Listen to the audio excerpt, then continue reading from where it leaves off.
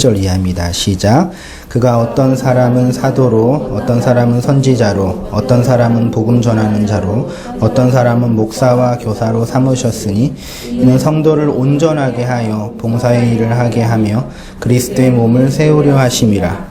우리가 다 하나님의 아들을 믿는 것과 아는 일에 하나가 되어 온전한 사람을 이루어 그리스도의 장성한 분량이 충만한 데까지 이르리니 이는 우리가 이제부터 어린아이가 되지 아니하여 사람의 속임수와 간사한 유혹에 빠져 온갖 교훈의 풍조에 밀려 요동하지 않게 하려 함이라. 오직 사랑 안에서 참된 것을 하여 범사에 그에게까지 자랄지라. 그는 머리니 곧 그리스도라. 그에게서 온 몸이 각 마디를 통하여 도움을 받음으로 연결되고 결합되어 각 지체의 분량대로 역사하여 그 몸을 자라게 하며 사랑 안에서 스스로 세우느니라. 아멘. 함께 읽을 때는 놓치면은 못 따라가니까요. 예. 오늘 믿음의 본질과 성도의 구원 7번째네요. 양식을 준비하여 그리스도의 몸을 세우게 하는 믿음이라는 제목으로 말씀 같이 나누고 은혜 받고 그런 시간 되었으면 좋겠습니다. 함께 읽었던 에베소서 4장 11절에 하나님께서 교회에게 세운 직분이 몇 개가 있지요?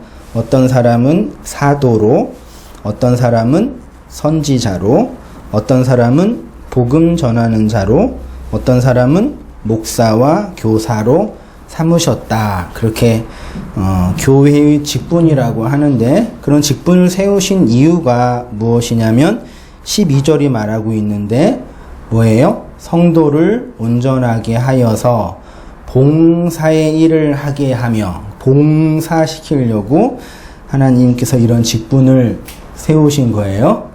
봉사 열심히 하셔야 돼요. 그 다음에 봉사를 하게 되면 어떤 효과가 일어난다고 말할 수 있을까요? 그리스도의 몸을 세우는 거다. 그리고 그리스도의 몸을 세우는 내용에 대해서 13절이 말하고 있는데 하나님의 아들을 뭐 하는 것까요? 믿는 것과 아는 일에 하나가 되어서 어떤 사람이요? 온전한 사람이 되는 것이고 그것은 곧 그리스도의 장성한 분량이 충만한 데까지 이르는 것이다 라고 13절이 말하고 있고 그 14절에서는 이제 부연 설명으로 우리가 어린아이 신앙, 어린아이가 되지 말아야 할 이유에 대해서 말씀하시는데 어린아이는 사람의 속임수와 간사한 유혹에 빠져서 온갖 교훈의 풍조에 밀려서 요동하기 때문이라고 말하고 15절에서 이렇게 어린아이의 신앙이 아닌 장성한 신앙의 내용을 말하는 것을 사랑 안에서 참된 것을 하는 것, 사랑 안에서 참된 것을 하여 범사의 모든 일에 그에게 잘하는 거고 그 잘함의 대상은 머리이신 그리스도를 향하는 거고 그렇게 하면은 각 지체의 분량대로 역사하여서 결국 무엇이 완성돼요? 그리스도의 몸, 교회가 성장하게 된다라는 얘기죠. 그러니까 그 소위 말해 교회 성장 학자들이 이런 본문을 보면서 교회 성장의 원리를 이제 찾기도 해요. 근데 그게 정말 교회 성장의 내용인지 그게 어떤 관계가 있는지 한번 살펴보았으면 좋겠어요. 그 11절에 하나님께서 교회를 성도를 완전하게 하려고 온전하게 하려고 세우신 직분이 뭐가 있어요? 사도와 선지자와 복음 전하는 자와 목사와 교사죠. 지금 있는 거 뭐만 있어요?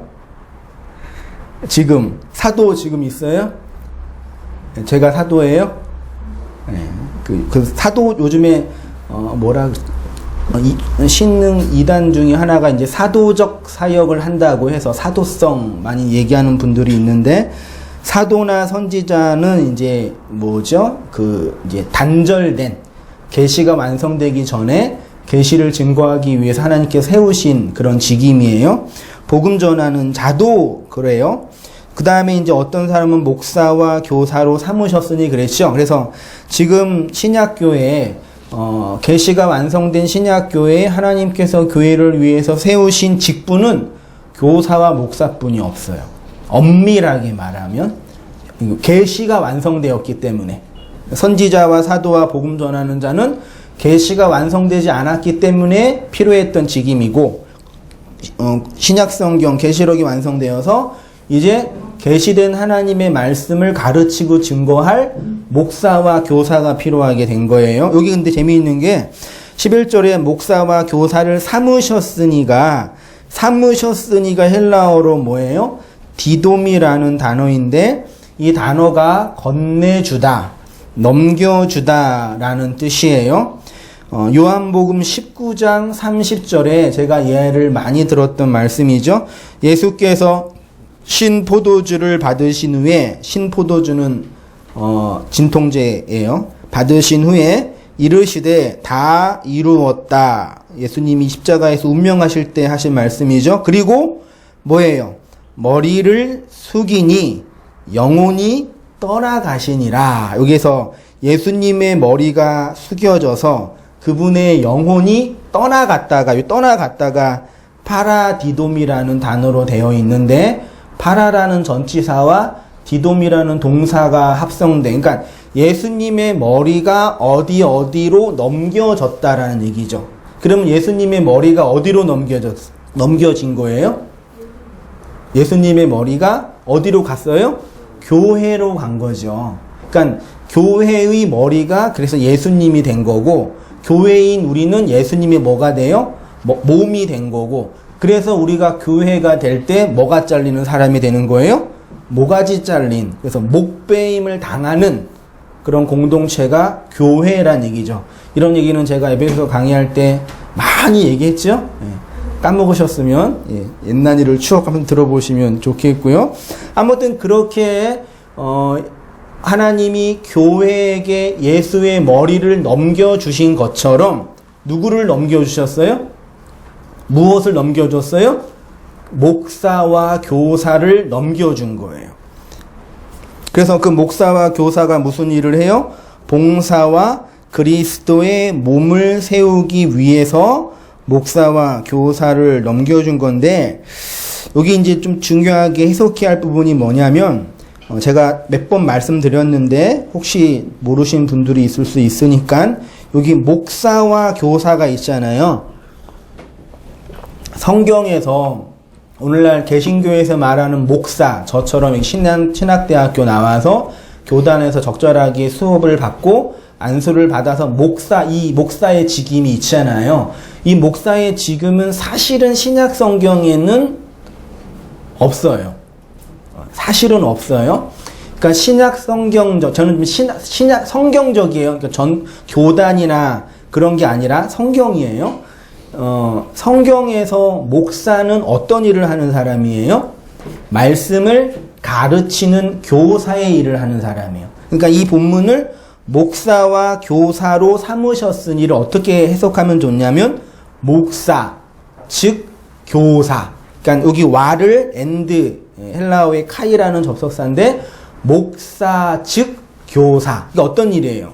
목사라는 이 직임이 있는데, 이 목사라는 직임은 어떤 일을 하는 사람이에요?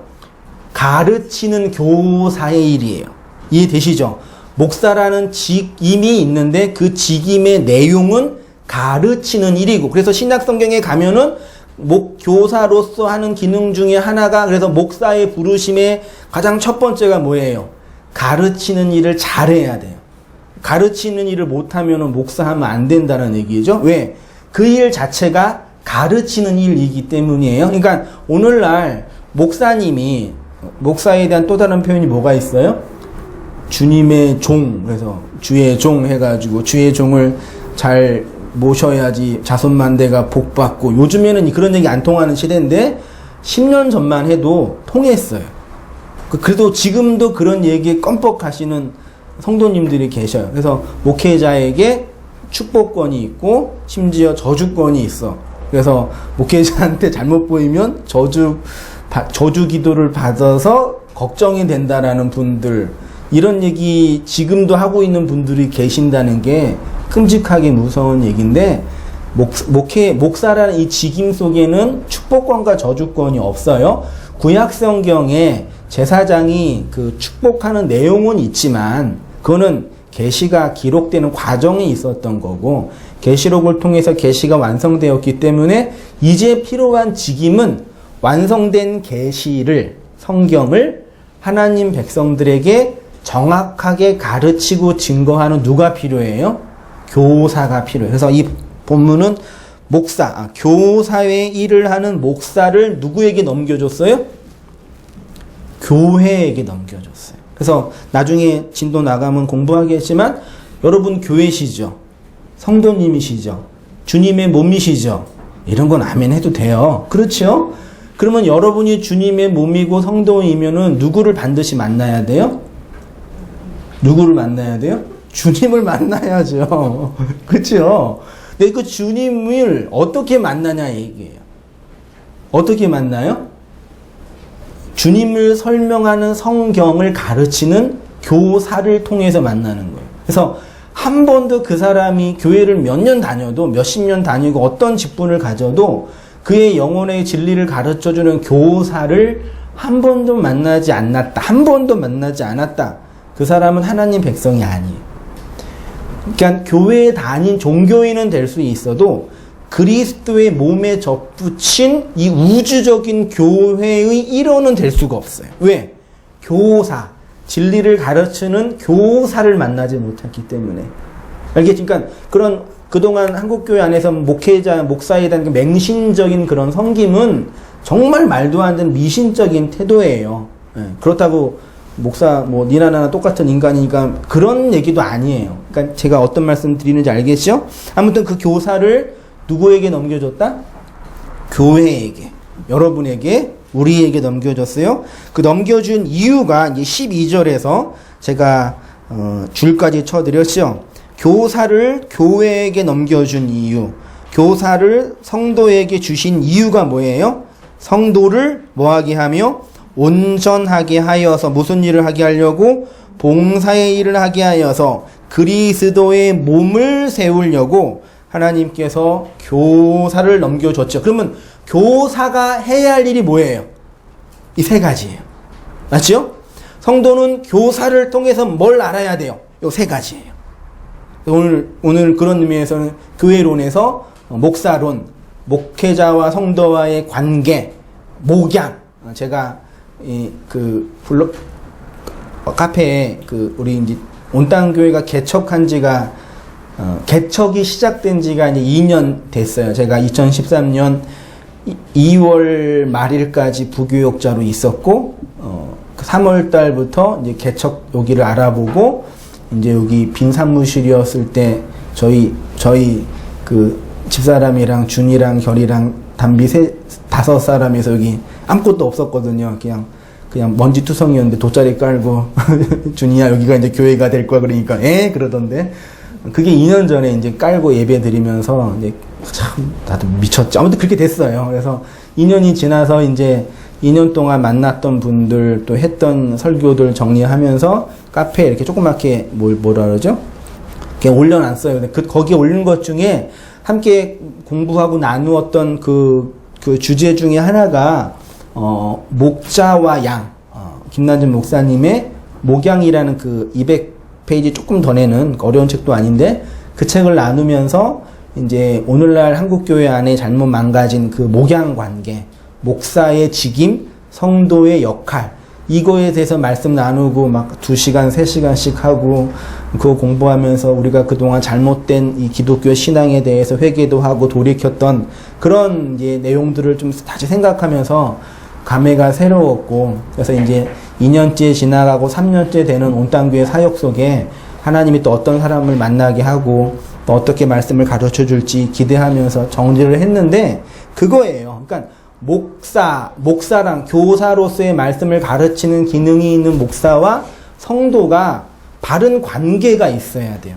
그러니까 그동안 한국교회는 너무 비인격적인 미신적인 관계도 강했고, 또 한편으로는 요즘에는 그것도 아니에요. 요즘엔 목회자가 어떤 느낌이 드냐면 CEO 같은 느낌이 들어요.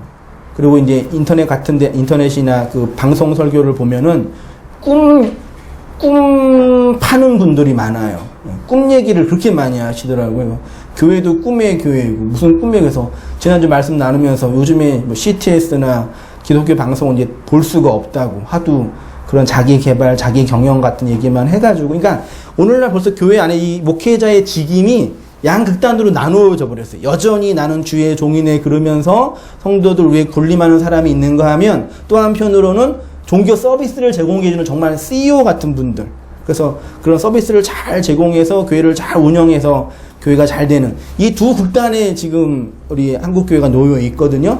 그런 위치에서 이런 걸 바르게 정립하는 게 정말 중요하다고 생각이 들고, 여러분들이 온땅교회 안에서 신앙생활 하고 있는 동안은 앞으로 또 뭐 어떤 과정과 형편 속에서 또 교회로 옮기거나 그럴 수도 있을 텐데, 여기에서 말씀 배우고 나누는 동안은 이것들을 바르게 정리하고 배워서 그렇게 살아가야죠. 어차피 우리가 배교하지 않는 이상, 다른 종교로 가지 않는 이상 죽을 때까지 만나야 할 사람이 누구예요? 목사예요. 목사가 싫으면 그냥 딴 종파로 가야 돼요. 죽을 때까지 만나야 될 사람이 목사인데, 그 목사에 대한 바른 정의를 내려야 돼요. 근데 그것이 성도를 바르게 설명하는 것도 매우 중요하다는 얘기죠. 원고에도 없는 얘기 많이 하면 시간이 많이 가는데 점점 좀 시간이 많이 가는데, 아무튼 이렇게 하나님께서 교사를 세워주신 이유는 성도를 온전하게 하고 봉사의 일을 하게 하고 그리스도의 몸을 세우게 하죠. 근데 여기에서요, 그 온전하게 하다, 성도를 온전하게 하다가 헬라어로 사전을 찾아보니까 카타르티스모스라는 단어인데요. 이 단어가 뜻이 뭐냐면 준비시키다, 자격을 갖추다예요. 그러니까 목회자가 성도를 온전하게 한다, 교사가 성도들을 온전하게 한다는 얘기는 뭐예요? 그 사람들을 인격적으로, 도덕적으로, 종교적으로 성숙한 사람을 만드는 게 아니에요. 그게 아니라 어떤 일을 하려고 준비시키는 거예요. 우리가 군대 전쟁 나가기 전에 군대 가서 자대 배치하기 전에 뭐 해요? 훈련소 가서 6주 동안 구르잖아요. 그 왜 굴러요? 자매들은 뭘 안다고 구르잖아요. 왜요? 가서 군인으로서 총도 쏘고 수류탄도 던지고 그거 배우려고 하잖아요. 그러니까 교사가 성도들로 하여금 그런 어떤 일을 잘 할 수 있도록 준비시키는 거예요. 그게 교사의 직임이에요. 목회자가. 그러면 성도는 이 교회 안에서 뭘 배워야 돼요? 뭘 알아야 돼요? 내가 어떤 일을 하려고 준비를 해야 되는구나. 어떤 일을 해야 돼요. 하나님이 써먹으려고 그러신 거네? 내가 써먹으려고 그런다고 아니라고 항상 얘기했는데, 어떤 일을 하려고 준비시키는 거예요. 자격을 갖추게 하는 거예요. 그럼 그 일이 뭐냐? 그 다음 절에 봉사의 일을 하게 하는 것과 그리스도의 몸을 세우려고 교사인 목사가 성도들에게 필요한 거예요. 됐지요? 안 어렵죠? 쉽지요? 그러면 이제 봉사의 일이 뭐냐? 제가 이제 여기 이 페이지에 가면, 봉사의 일은 우리가 국어사전이나 상식적인 의미에서 말하는 봉사활동 있죠? 봉사활동, 교회에서 봉사의 직임 뭐예요? 성가대, 교사, 재정위원, 주차위원, 그런 봉사가 아니에요. 여기에서 말하는 봉사는 그런 봉사가 아니에요. 여기 봉사의 직임이라는 단어를 헬라어로 보니까 디아코니아, 지금 디아코니아라는 단어 몇 개 제가 이거 몇 개만 정리하면 쉬워요. 디아코니아라는 명사인데, 이 단어가 봉사, 집사, 직임이라는 명사로 되어 있고, 이 디아코니아는 디아코네오, 봉사하다, 섬기다의 명사형이에요. 그러면 그 디아코네오, 봉사하다, 섬기다는 어떤 일이냐? 고대 시대에 이 단어가 어떤 배경이 있냐면, 고대 시대에는 지금과 다르게 뭐가 있었어요? 노예가 있었죠. 집안에 다 노예가 있었단 말이에요. 그 노예가 하는 일 중에 다양하게 있죠. 나무 떼는 노예, 짐 올리는 노예, 밥 가는 노예. 그 중에 한 노예가 뭐가 있냐면 음식을 제공하는 노예가 있었어요. 이 단어는 노예가 주인에게 음식을 제공할 때 사용된 단어예요. 그게 지금 서비스라는 단어도 음식을 제공하는 거예요, 사실은요. 그러니까 이 디아코네오는 종이 주인에게 음식을 대접하는 일, 양식을 준비하는 일, 음식으로 봉사하는 일이 디아코네고, 그 일을 디아코니아라고 하고, 그 일을 하는 사람을 디아코노스라고 해요. 오늘날로 이 단어 디아코노스를 오늘날 한글 성경은 뭘로 번역했어요? 집사라고 번역을 해버렸어요. 그러니까 지금 신약 성경을 열심히 국어 사전 펴놓고 읽으면은 좀 100% 확인해요. 주님 못 만나요. 그러니까 신약 성경을 펴놓고 성경을 읽다가 이해가 안 되는 부분은 이 국어 사전 펴놓고 하잖아요. 그러니까 성경이 말하는 집사 디아코노스와 지금 한국교회에서 말하는 집사는 전혀 의미가 달라요. 벌써 3,000년, 2,000년 전의 이야기잖아요. 언어는 1년만 돼도 변해요. 우리나라 말도 나중에 한 50년 후에 한글 성경도 바뀔 것 같아. 주님께서 헐. 대박. 그렇게 바뀔 그 성경이. 50년 전의 성도들은 이해 못할 거예요. 아니, 1년, 2년만 되게 언어가 변한데, 2000년, 3000년 전의 언어잖아요.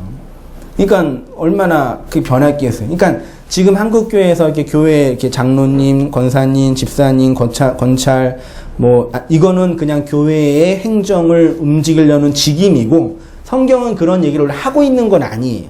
알겠죠? 그러니까 지금 그게 나쁘다, 그게 필요 없다, 그런 얘기도 아니에요. 그거는 사람들이 모여 있으니까 여기에서 이제 헌금 많이 내고 열심히 봉사하는 사람 장로님 세워서 충성시키고 그러면 조직을 운영하기 도움이 되겠죠. 그런 건 필요한데 제가 말씀드리는 거는 성경에 있는 용어랑 오늘날 우리가 이해하고 생각하고 국어 사전에 있는 표현이랑은 다르다. 그래서 성경을 반드시 성경으로 신학의 원리로 해석해내야 된다는 얘기죠. 아무튼 디아코니아는 양식이나 음식을 대접하는 일이에요. 그래서 신약 성경에 이 디아코니아, 디아코노스, 디아코네오랑 관련된 단어가 코이노니아가 있죠. 이 코이노니아는 한글 성경으로 교제하다라는 뜻인데 그 교제하는 거예요. 그래서 그 교회에서 코이노니아의 교제를 합시다 그래서 같이 볼링도 치고 놀러도 가잖아요. 근데 그런 코이노니아가 아니라 코이노니아는 양식, 음식을 함께 먹는 거예요. 지금 우리가 코이노니아의 교제를 하고 있죠? 네. 커피도 드리고 다 드리잖아요. 그게 아니라 하나님의 말씀을 함께 나누어 먹잖아요. 이게 코이노니. 그러니까 오늘날로 말하면 성례가 뭐가 있어요? 한번 이제 말씀드렸는데 성례가 뭐가 있죠? 성찬과 세례가 있죠. 세례는 뭐예요? 물을 뿌려서 그 사람이 정결하게 됐음을 증명하는 거죠. 그 물이 뭐예요? 그게 정결하게 하는 거잖아요. 우리를 정결하게 하는 게 뭐예요? 말씀이잖아요. 말씀을 뿌려서 그 사람이 정결한 주님의 백성이 되었습니다라고 공포하는 게 세례식이고, 그건 식이고, 우리는 지금 세례를 베푸는 거죠. 그래서 예수님께서 제자들에게 너희는 가서 모든 족속을 제자로 삼아 하고 세례를 베풀라니까 그 세례식을 하라는 얘기가 아니라 복음을 잘 전해서 그 사람이 물로 정결하게 되도록 네가 그 일을 하라. 제자들이, 성도들이. 그게 세례. 성찬은 뭐예요? 예수님의 몸과 예수님의 피를 함께 나누어 먹는 거예요. 이게 지금 성찬이에요. 그렇죠? 그 성찬식은 그냥 그거를 예식으로 하는 거예요. 그러니까 세례식과 세례, 성찬식과 성찬은 구분을 해야 돼요. 오늘날은 그 식이 너무 중요한 시대가 돼버렸잖아요. 그래서 두 남녀가 사랑하고 그러면 뭘 해요? 함께 살려면 결혼을 하죠. 그래서 결혼식을 하잖아요. 근데 결혼식을 잘하면 결혼 생활을 잘해요? 전혀 상관이 없죠. 난 저 사람이랑 절대 살기 싫은데 화려한 결혼식을 하면 막 사랑하는 마음이 생겨요? 한 번뿐이 안 해가지고 모르겠어요, 저는요. 그러니까 오늘날 만약에 교회에서 하는 그런 세례식과 성찬식이 그런 맹점이 있다는 얘기예요. 그런 식을 잘 해야 되는데 그런 식을 한다고 복음적인 이해가 생긴다는 얘기가 아니죠. 성찬식을 한다고. 알겠죠? 우리도 뭐 시간 되고 형편되면 할 텐데 아무튼 뭐 하다가 여기까지 남았어요? 아무튼 뭐 그게 이제 코이노니아, 디아코네 이렇게 있습니다. 양식으로 그리스도의 몸을 세움. 그러면 봉사의 일이란 무엇이겠습니까? 음식이나 양식이 필요한 이들에게 그것들을 제공하는 것이 봉사의 일이에요. 그러니까 하나님께서 주님의 몸인 성도에게 교사를 통해서 요구하는 게 뭐예요? 봉사하는 일을 하는 거예요. 됐죠? 근데 그 봉사는 그런 지역교회를 섬기는 일이 아니라 양식을 나누어 주는 일을 하는 거예요. 그게 봉사의 일이고 예수님은 그걸 뭐라고 표현했어요? 구제하다라고 표현했어요. 이 구제를 통해서 그리스도의 몸을 세우는 거고 이 그리스도의 몸은 당연히 그리스도를 머리로 한 성도의 연합이고 교회를 의미하죠. 이 구제는 마치 온 세상이 기근으로 굶어 죽어갈 때 요셉이 관장하는 애굽에만 그 양식이 가득하여서 기근으로 죽어가 양식이 없는 모든 사람이 다 어디로 갔어요? 요셉이 관장하는 그 곳으로 가서 양식을 먹은 거예요. 제가 그 각주 6번에 창세기 41장 55절 그 봉사의 일, 구제를 설명할게요. 한번 잘 보시고 우리가 어떠한 구제를 해야 되는지 확인했으면 좋겠습니다. 애굽 온 땅이 굶주림에 백성이 바로에게 부르짖어 양식을 구하는지라. 뭘 구했어요? 양식을 구했어요. 바로가 애굽 모든 백성에게 이르되 요셉에게 가서 누구에게 가래요? 요셉에게 가서 그가 너희에게 이르는 대로 하라 하니라. 온 지면에 기근이 있음에 요셉이 모든 뭘 열어요? 창고를 열고 애굽 백성에게 팔세. 애굽 땅에 기근이 심하여 각국 백성도 양식을 사려고 애굽으로 갔어요. 그때 누가 갔어요? 요셉에게 누가 갔어요? 양식을 구하려고. 요셉의 형제들이 간 거잖아요. 하나님이 이렇게 기막히게 일하시는 거예요. 여기서 요셉은 누구를 상징해요? 당연히 예수님을 상징하죠. 예수님이 관장하는 그 집에만 양식이 있고 나머지 모든 세상에는 양식이 없어요. 그래서 아모스 8장 11절에 주 여호와의 말씀이니라. 보라 날이 이를지니라 내가 기근을 누가 보내 기근을요? 내가 하나님께서 기근을 땅에 보내. 그 기근은 뭐예요? 밥 없는 것이 아니라 우리의 영혼을 살게 하는 그 양식이 없는 게 기근이에요. 그 기근의 시대에 양식을 구하는 자들은 그 양식을 구하려고 어디 가요? 어디 가요? 나이트클럽 가요? 회사 가요? 양식을 구하려고 요셉의 집으로 찾아가는 거예요. 우리 얘기하는 거잖아요. 성도의 얘기잖아요. 여러분의 얘기잖아요.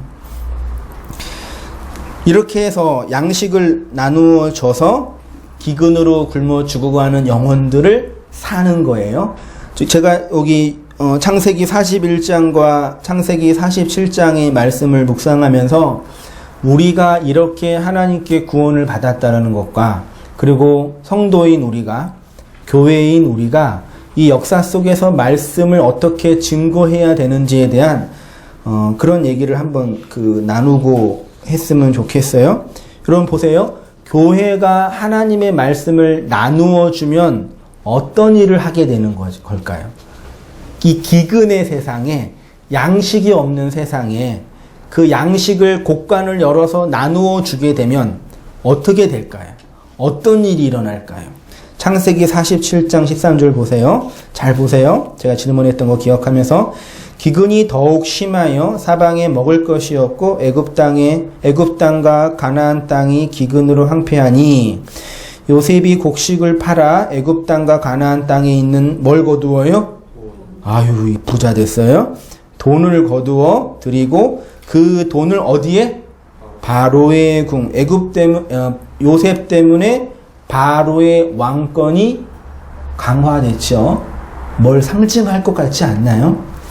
18절. 그 해가 다 가고 새 해가 되매 무리가 요셉에게 와서 그에게 말하되 우리가 주께 숨기지 아니하나이다. 우리의 돈이 다하였고 우리의 가축대가 주께로 돌아갔사오니. 그러니까 돈도 바치고 가축도 바치고 양식을 산 거예요.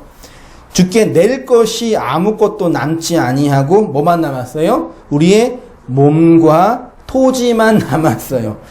우리가 어찌 우리 토지와 함께 주의 목전에서 죽으리이까? 우리 몸과 우리 토지를 먹을 것을 주고 사소서. 우리가 토지와 함께 바로의 뭐가 된대요? 종이 되리니 우리에게 종자를 주시면, 씨를 주면, 씨를 줬어요. 씨를요. 우리가 살고 죽지 아니하며 토지도 황폐하게 되지 아니하리이다. 20절. 그러므로 요셉이 애굽의 모든 토지를 다 사서 땅 부자가 됐어요. 돈은 이렇게 버는 거예요. 바로에게 바치니 애굽의 모든 사람이 기근에 시달려 각기 토지를 팔았음이라. 땅이 바로의 소유가 되니라. 23절. 요셉이 백성에게 이르되 오늘 내가 바로를 위하여 너희 몸과 너희 토지를 샀노라. 바로를 위하여 너희들의 몸과 토지를 샀어요. 여기 종자, 씨가 너희에게 있으니 너희는 그 땅에 뿌리라. 25절. 그들이 이르되 주께서 우리를 살리셨사오니 우리가 주께 은혜를 입고 바로의 종이 되었나이다. 이 말씀을 묵상하고 공부하면서 우리가 이렇게 하나님의 종이 되었구나. 그렇죠? 그러니까 양식을 얻으면, 양식은 뭘로 살 수 있어요? 우리 산상수훈에서 공부하는 것처럼 너희 소유를 팔아 헤어지지 아니하는 주머니를 만들라 그랬잖아요. 근데 부자 청년은 그 소유를 팔지 못했잖아요. 근데 우리는 우리의 인생의 소유를 다 팔아서 누구한테 저당 잡혔어요? 하나님께. 여기 그러니까 바로는 말하자면 성부 하나님을 모형하고 있고 요셉은 성자 예수를 모형하고 있는 거죠. 성자 예수가 양식을 만들어서 그 양식을 영혼과 바꾸는 거. 그러니까 교회가 역사 속에서 해야 할 일이 뭐냐? 우리가 어떻게 주님께 갔어요? 우리의 역사, 우리의 존재가 다 하나님께 차압당하고 함몰당해서 빼앗겼잖아요. 그래서 바로의 종이 된 거잖아요. 하나님의 종이 된 거잖아요. 그러니까 교회라는 공동체, 그리스도의 몸이라는 공동체가 이렇게 양식을 먹고 하나님의 종, 하나님의 몸이 된 공동체예요. 여러분이. 그게 우리의 구원의 현실이고 역사의 모습이에요. 그러시죠? 안 그러시래요? 우리가 어떻게 구원받았는지 확인해 보세요. 이 역사 속에 있는 교회가 해야 할 일이 바로 이 일이죠. 진리의 양식이 없어 굶어 죽어가고 있는 영혼들에게 뭘 나누어줘요? 그 양식을 나누어 줌으로 그들의 영혼을 취하여 하나님께 드리는 구제 사역을 하는 거죠. 그러니까 여기서 이제 교회라는 공동체, 성도, 교사라는 교회라는 공동체는 이 양식을 가지고 있어야 되고, 그럼 그 양식을 받으러 오는 소위 말해 구도자, 성도들의 마음속에는 뭐가 있어야 돼요? 예. 이 양식에 대한 가난함, 그 양식이 아니면 나는 살 수 없습니다라는 그 절박함이에요. 그래서 한 사람의 영혼이 세상에 있다가 주님께로 돌아올 때 내 인생을 다 바쳐서 그 양식을 사야 되겠다라는 자각이 생겨요. 네. 그렇지 않고는 이 양식을 얻을 수 없어요. 그러니까 오늘날처럼 일주일에 한 번 교회 가서 예배 드린다, 종교 생활 한다. 네. 그리고 시간 낼 때 예배 드리고 뭐 안 되면 뭐 놔두고 그런 말씀과 진리에 대한 목마름이 없는 사람들의 내면을 살펴보면은 이게 없는 거예요. 성도님들은 어떠세요? 다 빼앗기셨어요? 여러분의 역사와 시간을 통해서 그 양식을 사셨어요? 팔리고 있는 중이에요? 빼앗기고 있는 중이에요? 그걸 확인했으면 좋겠어요. 그런데 거의 대부분의 교회와 성도들이 이 사역을 못하고 있지요. 그 이유가 무엇이겠습니까? 성도들 안에 열심이 없기 때문이겠습니까? 그 이유는 자신들 안에 양식을 저장하는 곳간이 없기 때문이에요. 자신들이 굶주려 죽어가고 있는데 무슨 다른 사람의 영혼을 구제할 수 있겠어요? 제가 온당교회가 이제 지난주에 고아와 과부와 나그네를 돌보자라고 얘기할 때 그 얘기를 들으면서 두 가지 자각이 있어야 돼요. 뭐예요? 첫째, 내가 고아였고 과부였고 나그네였음을 자각하게 되는 거고, 그리고 내가 그런 사람이었는데 이제는 고아가 부모를 만나고 과부가 남편을 만나고 나그네가 나라 속에 거해서 그 고아와 과부와 나그네로 살고 있는 사람들에게 그 양식을 나누어주는 그런 위치와 존재가 되는 것을 확인하는 거예요. 그렇죠? 그 일이 이제 교회 안에 있어야 되는 겁니다.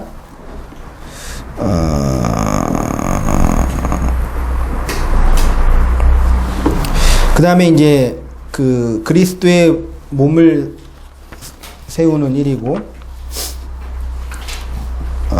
성도를 온전하게 하고 봉사하는 일을 하게 하여서 세 번째로 뭐 하는 거예요? 그리스도의 몸을 세우는 거죠. 여기 교회를 세우는 일을 원문으로 보니까 오이코도메 3페이지로 갔어요. 오이코도메라는 명사로 되어 있는데 이 오이코도메는 집이라는 오이코스와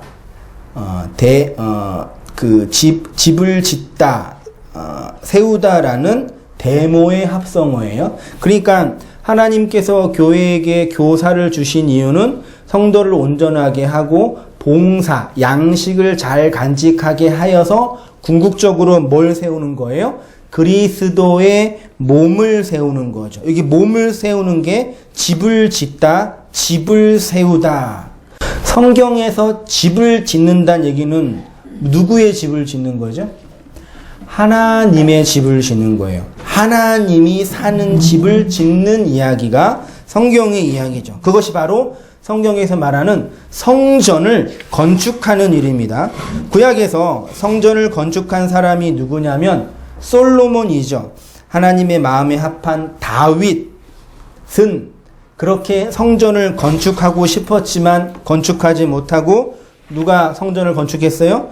그의 아들인 솔로몬이 성전을 건축했죠. 이건 당연히 예수 그리스도의 죽음과 부활을 상징하는 거죠. 뭐예요? 육체로 오신 예수님은 자신의 몸을 성전이라고 했잖아요. 그래서 예수님이 이 성전을 헐라고 하셨잖아요. 그러니까 육으로 오신 예수가 육체 안에서 죽고 평강의 왕으로 부활하셔서 우리에게 새 성전을 지어주신 이야기가 그대로 나오는 거죠. 줄친 게 있는데 그 육으로 오신 예수가 죽어야지 평강의 왕인 솔로몬으로 부활하여서 진짜 성전을 우리 안에서 지을 수 있는 것입니다. 그래서 영으로 부활하신 그리스도가 우리 안에서 하나님의 거하실 처소, 진짜 성전을 짓는 거죠. 제가 그런 얘기 했는데 신구약 성경을 이해하는 중요한 이야기가 세 가지가 있어요. 첫 번째가 뭐예요? 결혼하는 이야기. 두 번째가 자손을 낳는 이야기. 세 번째가 집 짓는 이야기. 성경 창세기부터 계시록까지 성경 전체를 어떻게 읽으면 좋냐면 결혼 이야기와 그 다음에 아이 낳는 이야기와 그 다음에 집을 짓는 이야기예요. 남자이신 하나님이 당신의 신부인 교회와 결혼을 하고 남자를 낳아서 집에서 사는 이야기가 성경 전체의 이야기입니다. 그래서 창세기에서 결혼으로 시작하고, 결혼으로 시작하고, 성경 가운데 이야기는 뭐예요? 결혼 생활을 해야 되는 신부가 신랑으로부터 도망가는 그 음란한 신부 이야기, 고멜 이야기가 계속 반복되고, 성경 맨 마지막이 뭘로 끝나요?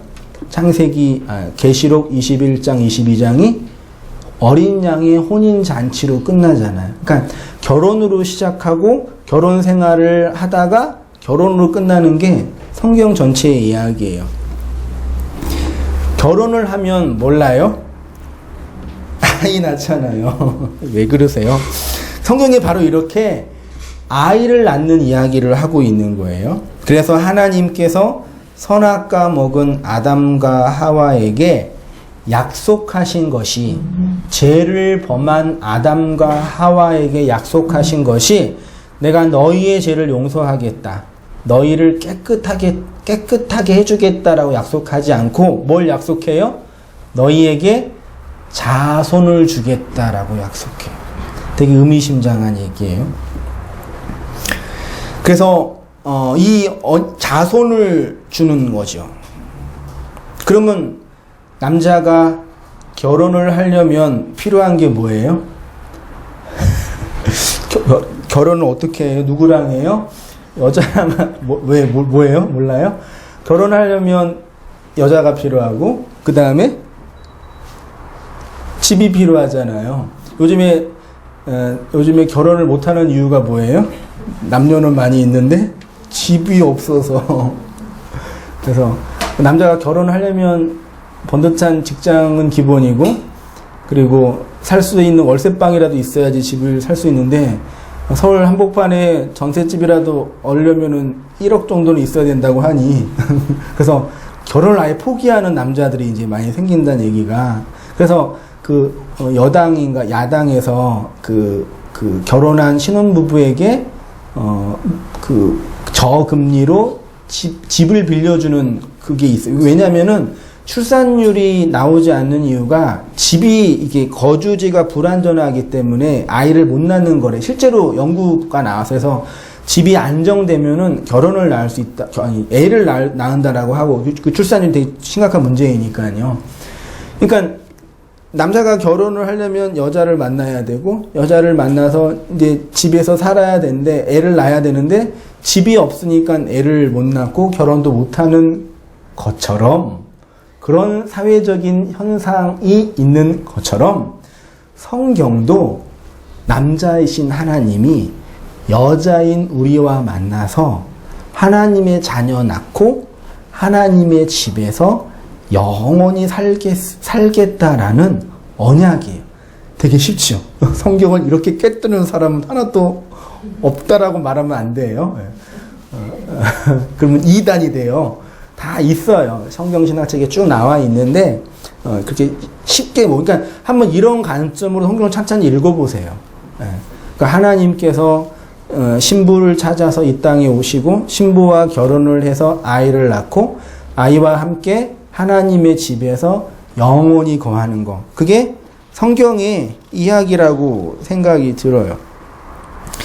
성경은 하나님이 교회인 우리를 신부로 삼으시고, 하나님의 자손을 낳게 하고 하나님의 집에서 영원히 살겠다라는 이야기입니다. 그래서 하나님이 성도에게 하나님 자신을 보여주시기 이전에, 성도가 하나님을 만나기 이전에 반드시 누구를 먼저 만나야 된다는 얘기예요. 그 하나님을 소개하는 교사로서의 목사를 먼저 만나야 된다는 얘기예요. 잘 한번 들어보세요. 그 교사가 성도로 하여금 양식을 준비하게 하고, 그래서 그 봉사, 양식을 준비하는 일로 그리스도의 집, 하나님의 집을 세우는 일을 하게 만든다라는 얘기입니다. 제가 거짓 목사와 거짓 성도라는 제목을 썼는데, 여기에서 말하는 거짓이라는 용어는 오늘날 신문지상에 나와 있는 타락한 목회자 그렇게 생각하지 마세요. 그러니까 거짓 목사와 거짓 성도는 그런 개념이 아니라 성경에 있는 복음과 은혜를 깜짝이야. 충전하고 있는데 예배 시간인데 설교자예.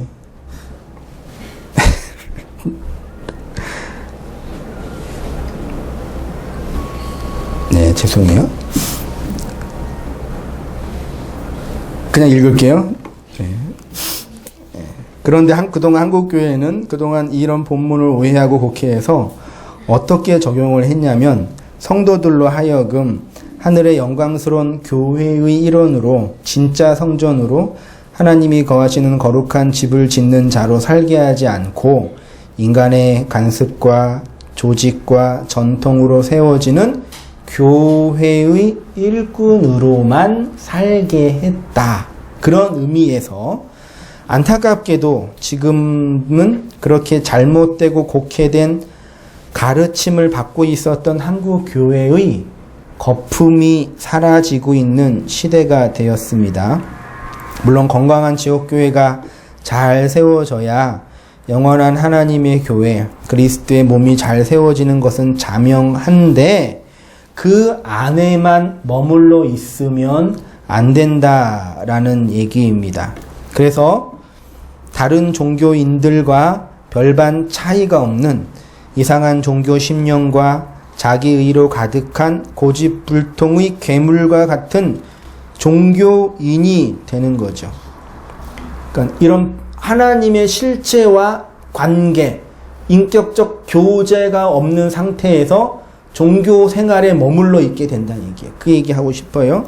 그래서 진짜 신랑이신 예수님과 결혼하고 예수의 씨를 받아 생명을 출산하여 하나님의 영원한 초소인 성전으로 지어져 가는 것이 성도의 일생이고 역사의 의미다라는 얘기입니다. 그래서 구약 성경에서 결혼을 하면 1년 동안 전쟁에도 나가지 않고 집에서 아내와 즐겁게 있어야 된다는 율법이 있어요. 한번 볼게요. 신명기 24장 5절에 그 각주 13번에 보세요. 사람이 새로이 아내를 맞으면 결혼을 하면 그를 군대로 내보내지 말 것이요 아무 직임도 그에게 맡기지 말 것이며 그는 1년 동안 한가하게 어디에 머물면서 집에 있으면서 그가 맞이한 아내를 어떻게 해요?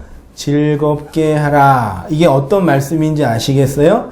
하나님이 신부인 우리를 이렇게 대접해 주신다는 얘기죠. 하나님의 의도는 우리를 신부로 아내로 삼아서 하나님이 거하는 집에서 영원히 행복하게 살겠다라는 하나님의 의지가 담겨져 있는 거죠.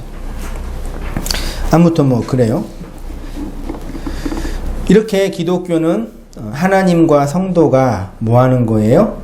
결혼하고 결혼해서 애 낳고 하나님이 주신 집에서 영원히 살겠다라는 이야기입니다. 그 일을 위해서 예수가 하나님의 씨로 말씀의 씨로 오셨고 십자가에서 죽으심으로 우리 안에 하나님의 집을 짓고 하나님의 생명을 잉태하는 것으로 우리의 역사적 모습이 나타나게 되는 거죠. 기독교의 다른 모든 종교는 하나님을 내 마음 밖에 모시고 섬기고 봉양하는 종교입니다. 그 하나님이 강하고 힘이 세다고 하니까 어떻게 해서든지 잘 보여서 좀 이 땅에서 어려움 없이 살고 싶은 것이에요. 그래서 점도 보고 사주도 보고 굿도 하고 치성을 드리면서 기도도 하며 애기 없는 날 이사 가지 않으려고 애기 없는 날 이사 가려고 그렇게 신경을 쓰는 그러니까 이런 잘못된 종교 행위가 나오는 이유가 뭐냐면 신이라는 존재가 잘 들어보세요. 신이라는 존재가 내 안에 있느냐 내 밖에 있느냐의 차이예요.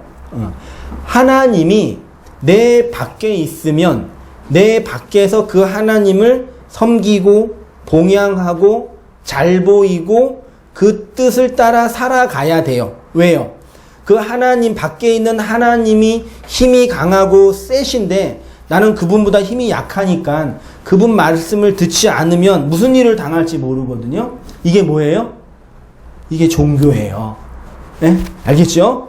근데 기독교는 뭐 하는 종교예요? 종교라고 말하면 그렇지만 기독교는 뭐 하는 거예요? 하나님이라는 그 신이 내 밖에 있는 것이 아니라 내 안으로 들어와 나로 하게 살겠다는 얘기예요. 그래서 그 얘기를 결혼의 이야기, 아이 낳는 이야기, 집 짓는 이야기라고 표현한 거예요. 그러니까 이 얘기가 오늘 한국의 선교 현상에서 너무너무 중요한 시대가 돼버렸어요. 그러니까 열심히 종교 생활하고 열심히 기도를 하고 나름대로 애쓰고 노력하는 게 나쁘다 얘기가 아닙니다. 그런 열심과 노력이 반드시 필요한데 그 이유가 뭐냐? 하나님이 혹시 내 밖에 있는 분이 아니냐 이 얘기예요. 내 밖에 있기 때문에 그런 노력과 그런 종교적인 열심이 나오는 것이 아니냐 이 얘기예요. 그러면 그런 종교적인 노력과 열심이 나오는 것은 내 인생과 내 신앙생활에 아무런 도움이 안 돼요. 예. 밖에 있는 하나님이 아니라 내 안에 들어와 나를 장악하고 나와 결혼하고 나에게 생명을 잉태시키고 나를 하나님의 집으로 지어져 가는 하나님으로 일하고 계시는 하나님을 알고 있어야 되는 거죠. 우리의 하나님은 누구죠? 대부분의 무신론자나 비기독교인은 말할 것도 없고 교회 다닌다고 하시는 분들조차도 이 틀 안에 갇혀 있어요. 여러분들은 어떠세요? 여전히 이 틀 안에 갇혀 있어서 하나님 하면 다 밖에 있는 그 어떤 절대자예요. 내 인생이 뭐가 안 되거나 내가 바라는 것이 이루어지지 않으면 왜 그 하나님의 내 인생에 나를 힘들게 하고 나를 고통스럽게 하냐라고 하나님께 대들거나 반감을 가지거나 아니면 내가 잘 될 때 밖에 있는 하나님께 공양하고 잘 보여서 무엇인가 앞으로 내 인생이 잘 되기를 바라는 마음으로 하는 게 그게 기독교 신앙이냐고요. 아침에 제가 그 집에 가서 아침에 여기를 잠깐 대여하는 게 있거든요. 조그만 교회. 그래서 문을 열어주고 이제 다시 집에 갔는데 아침 먹고 이제 가니까 좀 배가 출출하니까 우리 막내딸이 초코파이 정을 먹고 있더라고요. 네. 그래서 맛있겠다. 담비야 그랬는데 그래서 나도 달라 그러니까 우리 둘째 아들이 아빠 먹으라고 이제 갖다 준 거죠. 근데 이제 첫째 아들 욕하는 거네. 아니 첫째 아들이 있는데 아빠를 주려 그러는데 2개를 가져온 거죠. 왜요? 잘 생각해 보세요. 2개를 가져와서 아빠 이거 드세요. 나한테 주는 거예요. 왜 2개 갖고 왔을까요? 나 혼자 먹으면은 괜히 찜찜하고 미안하니까 2개를 가져와서 아빠 하나 주고 나 하나 먹으려고 그러는 거예요. 이 심리 알겠죠? 그러니까 우리 아들이 아빠를 너무 사랑해서 아빠가 배고프니까 내 정을 드리겠다. 그게 아니라 나는 먹고 싶은데 나만 그냥 먹으면 나쁜 놈 되니까 아빠도 같이 드세요. 물론 아이들은 다 그래요. 아이들이 그렇지 않으면 그것도 위험한 거예요. 어디 아픈 거예요. 맞잖아요. 본성적으로 자기만 해요. 그러니까 우리의 신앙이 악리냐 얘기죠. 어린아이의 신앙이 그런 신앙이에요. 그게 구원이 가능한 신앙인지는 의문이에요. 그래서 요즘에 공부하고 있는데 그거 여러분 율법 안에 갇혀 있는 비정상적인 기독교 신앙이에요. 비정상적인. 생명 종교는 그렇게 될 수 없는 거죠. 그게 구약 종교의 한계예요. 구약 종교의 한계예요. 구약 종교의 하나님의 계시를 받았다고 하는 구약의 유대 교도들이 그렇게 하나님을 내 밖에 있는 절대자로 상정하고 그 하나님을 섬기고 봉양했던 거죠.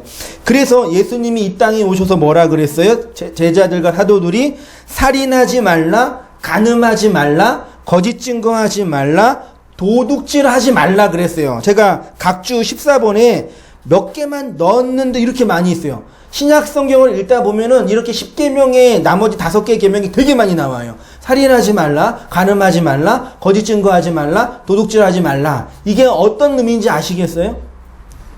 살인하는 게 뭐예요? 자기 의를 쌓기 위해서 계속 동물의 희생제사, 동물의 피만 갖다 바치는 게 살인하는 거예요. 간음은 뭐예요? 아까 제가 말씀드렸잖아요. 우리의 영원한 신랑이신 하나님과 바른 결혼 생활을 해서 그의 씨를 받아 생명을 잉태해야 되는데 이 여자가 맨날 바람나고 밖에 나가 있는 거예요. 그게 간음하는 거예요. 그래서 교회요, 간음한 여자들이요, 신약 성경 이렇게 말하는 거예요. 도둑질하는 건 뭐예요? 거짓 증거는 뭐예요? 진리를 말하지 않고 그의 영혼을 계속 율법과 인간의 행위에 갇혀놔서 하나님을 잘 섬겨야 돼. 하나님께 봉양하지 않으면 그분이 널 심판하셔. 그렇게 계속 두려움과 공포로 그 하나님께 있게 만드는 것, 그게 거짓 증거고 영혼을 도둑질하는 거예요. 여러분 어떠세요? 거기에서 나오셔야 돼.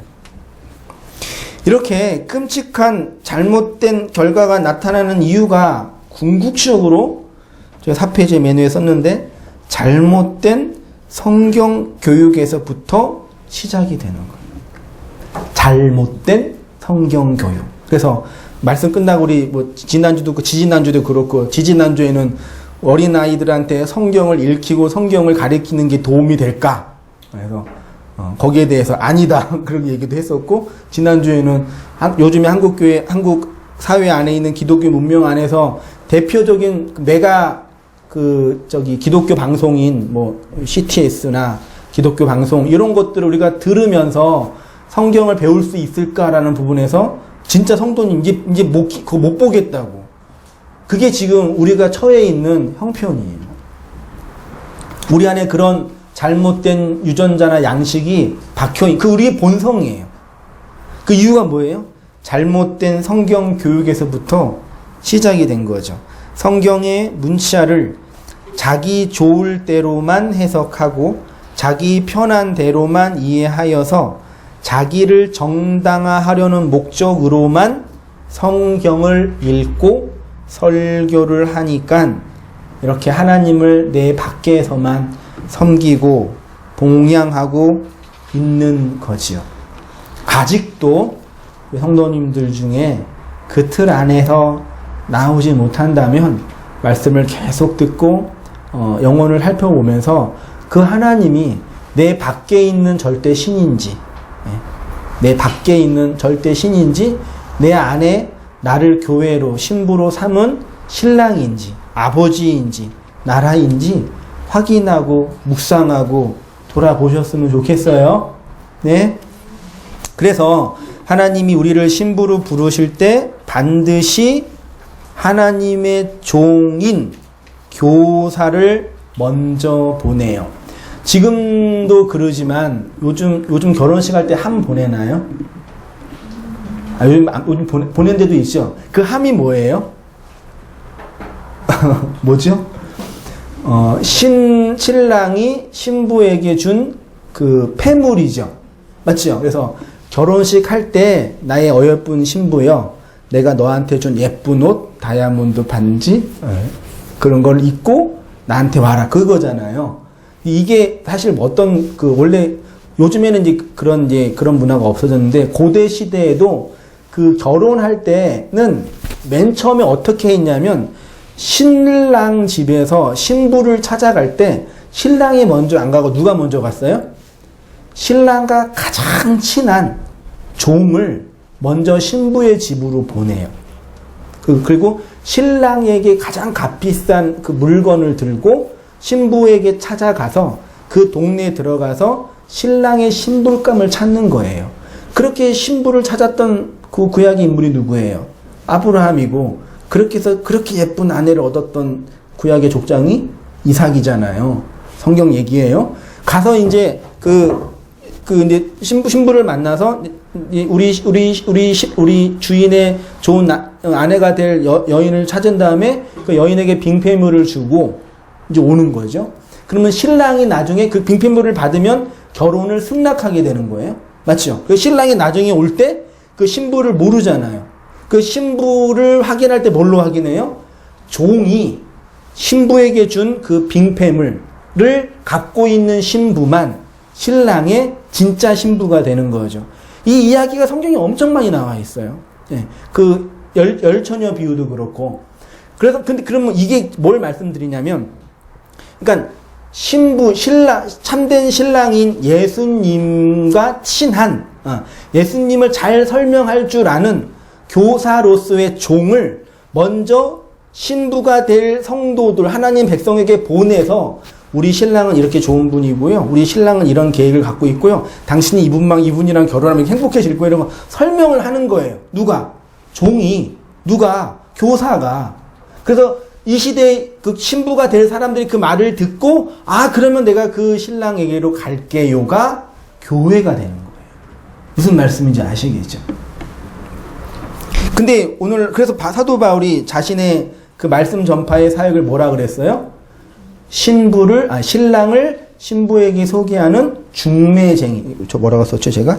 네. 고린도후서 11장 2절에 내가 하나님의 열심으로 너희를 위하여, 각주 16번이에요. 너희를 위하여 열심을 내노니 내가 너를 정결한 처녀로 한 남편인 그리스도께 드리려고 뭐 한대요?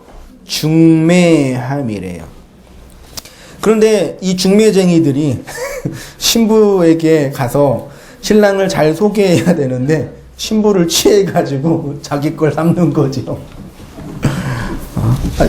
이게 웃을 얘기가 아니에요. 그렇게 이제 그렇게 그래서 신부에게 자신을 잘 알고 있는 신랑을 정확하게 잘 소개해야 되죠. 그런데 이상하게 소개하죠. 자신이 신랑을 잘 모르는 거죠. 그걸 이제 성경에서 거짓 선지자, 몽학 선생, 율법 교사라고 합니다. 이렇게 교사를 교회에 주신 이유는 성도로 하여금 봉사의 일, 그러니까 양식을 담고 있는 자로 준비시키기 위함인 겁니다. 그 양식은 곧 하나님의 말씀이고 생명의 씨이죠. 그래서 그 양식으로, 그 생명의 씨로 그리스도의 몸, 성전을 짓는 일을 하게 되는 거죠. 그러니까 성도를 준비시키는 것, 양식을 담고 있는 것, 성전을 짓는 것은 다 어디에서? 내 안에서. 그러니까 내 안에서 일어나는 일이지 내 밖에서 일어나는 일이 아니죠. 교회에서 목사나 장로나 권사나 집사나 권찰이나 직분도 많이 있죠. 이런 일을 하는 자로 준비시키는 것이 목사, 교사가 해야 할 일이 이런 일은요. 그러니까 경영학에서 관리 측면에서 탁월하게 하면 돼요. 그러니까 여러분 성전 짓는 일이 뭘 짓는 거예요? 성전 짓는 일이 뭘 짓는 거예요? 저기 뒤에 앉아 이제. 성전 짓는 일이 뭘 짓는 거예요? 교회 건물을 크게 지어서 많은 사람들이 예배 드릴 수 있는 그것이 성전이에요? 아니에요. 그 강남인가 판교인가 충성교회 신문에 나왔으니까 10몇 층짜리 건물을 크게 지었어요. 300억 빚지고. 근데 그 건물이 이제 교회가 빚을 못 갚으니까 넘어간 거죠. 어디로 넘어간지 알아요? 하나님 어머니의 교회 넘어가 버렸어요. 그 관악구에 본사가 있거든요. 너무 부러워 나는 그런 교회가. 아니에요. 그러니까 지금 그렇게 해서 교회 이제 빚져가지고 교회를 이제 빚 못 갚아서 이제 그런 교회들을 그 이단들이 많이 사고 있어요. 그러면서 신문에 나온 게 뭐냐면 성전을 건축하는데 하나님이 어디 계시는가 이렇게 나오는 거예요. 목회자나 성도들이 열심히 헌금하고 노력해서 성전을 건축한다는 게 아니라는 얘기예요. 제가 그 부교육자 시절에 그 인도네시아로 어디죠? 이렇게 단기 선교를 갔었는데 워낙 선교사님이 탁월하게 선교를 잘 하셨는데 그 인도네시아 지역에 교회 건물을 100개를 지으신 거예요. 대단하죠. 근데 성전을 건축했다고 그러는 거예요. 성전 건축은 건물 짓는 게 아니라 성도를 주님의 신부로 하나님의 집으로 세워가는 거예요. 만약에 그런 건물을 짓는 것이 성전을 건축하는 거라면 목회자는 신학과를 나오면 안 되고 건축학과를 나와야죠. 그러니까 성전 건축, 건물을 짓는 게 나쁘다는 얘기가 아닙니다. 이런 건물은 성도가 많아지고 그러면 그런 좋은 시설에서 좋은 환경에서 예배 드리면 좋지요. 왜 나빠요? 근데 그것이 이게 하나님의 집이다. 그래서 구약 성경에도 이사야나 예레미야가 이게 하나님의 집이야, 이게 주님의 집이야라고 말하는 그들이 거짓 선지자라고 그런 거예요. 그게 집이 아니라 누가 집이에요? 여러분이 지금 피곤하게 앉아 계시는 여러분들이 하나님의 집이고 주님의 신부고 하나님의 집으로 지어져 가는 걸, 그걸 자각하는 게 성도고, 그 자각을 계속 얘기해 주는 사람이 교사예요.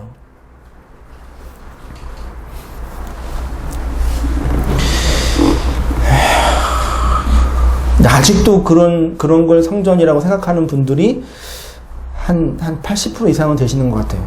목사에게 축복권과 저주권이 있고, 봉사는 그런 교회 봉사고, 성전 건축은 교회 건물 짓는 거라고 생각하는 분들이 아직도 반절 이상은 되시는 것 같아요. 그러니까 답답하고 통탄할 노릇이죠. 그런 노력과 힘씀이 가치 없다는 얘기가 아니라요. 그런 이유가 뭘까? 제가 그랬어요. 양식 없이 없는 자가 전하는 것. 그런데 왜 이 시대에 이렇게 많은 목사로서의 교사가 이런 일을 하고 있느냐? 그들이 먼저 주님의 신부, 그들이 먼저 주님의 신부로, 양식을 준비한 자로, 하늘의 씨를 받은 자로, 하나님의 집으로 지어져 가고 있지 않으니까, 하나님을 자기 밖에서 섬기고 있으니까 아주 탁월한 무당이 되든지 아주 탁월한 CEO가 되든지 둘 중에 하나가 되는 거예요. 아니면 도덕 선생이 되든지. 그러니까 이 얘기가 저 목회자 얘기를 하는 이유가 뭐냐면, 그 물에서 한국교회 성도 불신자든 한번 생각해 보세요. 교회를 전혀 안 다니고 있는 무신론자들이 교회를 이렇게 본다니까요. 그들이 생각하는 교회가 한국교회가 만들어 놓은 교회예요. 그러니까 무신론자들이 왜 너는 교회, 네 인생 전체가 교회여야 되냐고. 예. 너는 왜 네 인생 전체를 교회에 바치냐고. 그런 식으로 얘기를 해. 그렇게 한 것도 아닌데, 그러니까 종교는 그냥 일주일에 한 번 시간 될 때 가서 종교행위 하면 되는 거라고 그들이 어디서 배웠겠어요? 무신론자들이요. 누가 그들에게 그걸 가르쳐 줬겠어요? 교회가 그걸 보여준 거예요. 목사들이, 성도들이요. 그래서 예수를 전혀 알지 못하는 그 무신론자들이 교회를 그렇게 봐요. 누구 때문에? 여러분 때문에. 우리 때문에요.